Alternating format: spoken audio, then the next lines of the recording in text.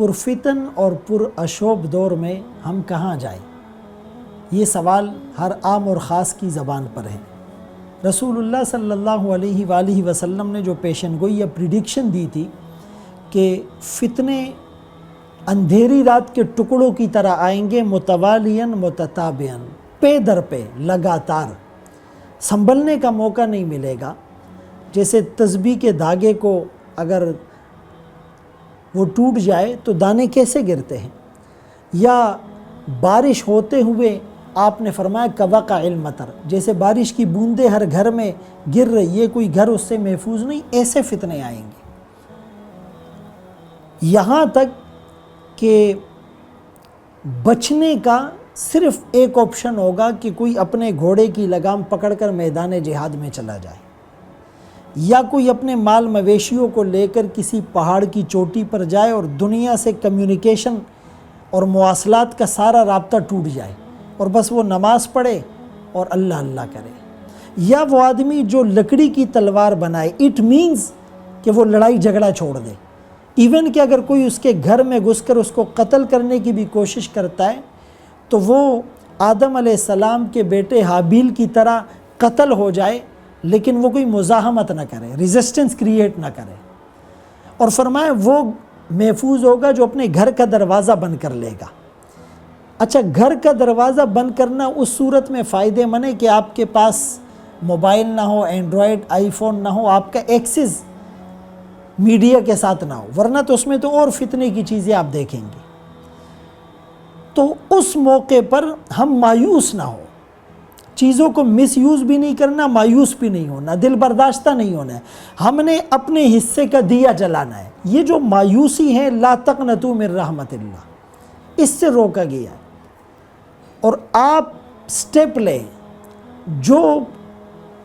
Possible ہیں، جو آپ کی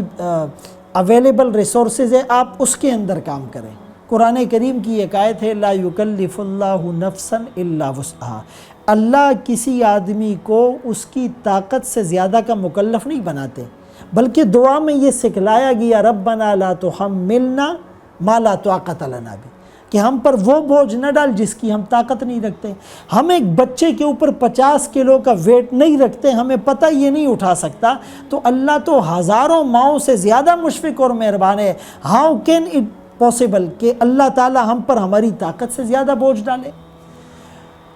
امام احمد بن حنبل رحمۃ اللہ علیہ جب معتزلہ کے ہاتھوں قید ہو گئے اور قید و بند کی صعوبتیں برداشت کر رہے تھے، تو جب جمعے کا دن ہوتا، جمعے کی نماز کا وقت ہوتا، تو وہ اپنے زندان میں اور اپنے جیل میں وہ کھڑے ہوتے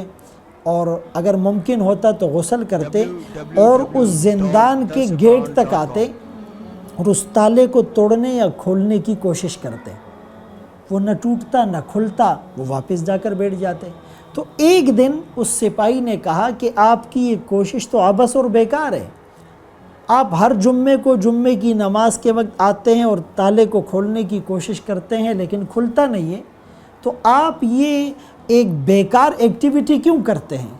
تو وہ کہنے لگے کہ قرآن میں اللہ نے فرمایا اذا نودی للصلاة من یوم الجمعہ فاسعوا الی ذکر اللہ، کہ جب جمعے کے دن جمعے کی نماز کی ندا اور پکار لگائی جائے تو تم اللہ کے ذکر یعنی نماز کی طرف دوڑو۔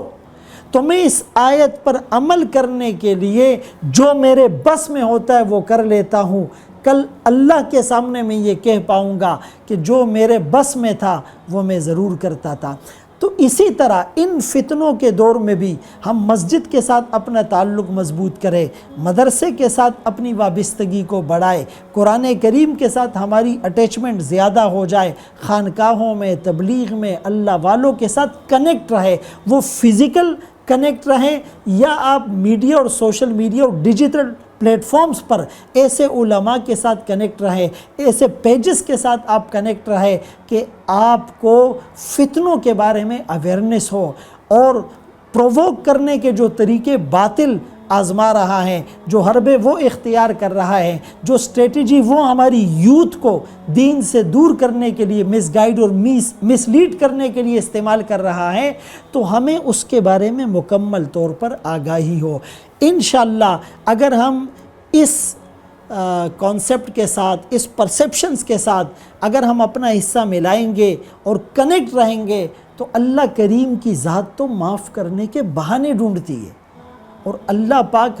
ہمیں کبھی بھی بے یار و مددگار اور بے آسرا نہیں چھوڑیں گے، اور ضرور ہماری مدد ہوگی، ہمارا ایمان سلامت رہے گا، ہمارا عقیدہ اور فیت محفوظ رہے گا، اور انشاءاللہ العزیز ہماری موت ایمان کے اوپر ہوگی۔ اور من کان آخر کلامہ لا الہ الا اللہ دخل الجنہ، جس کا دنیا سے جاتے وقت آخری کلام لا الہ الا اللہ ہو وہ جنت میں ضرور جائے گا۔ اللہ میں ان باتوں پر عمل کی توفیق نصیب فرمائے۔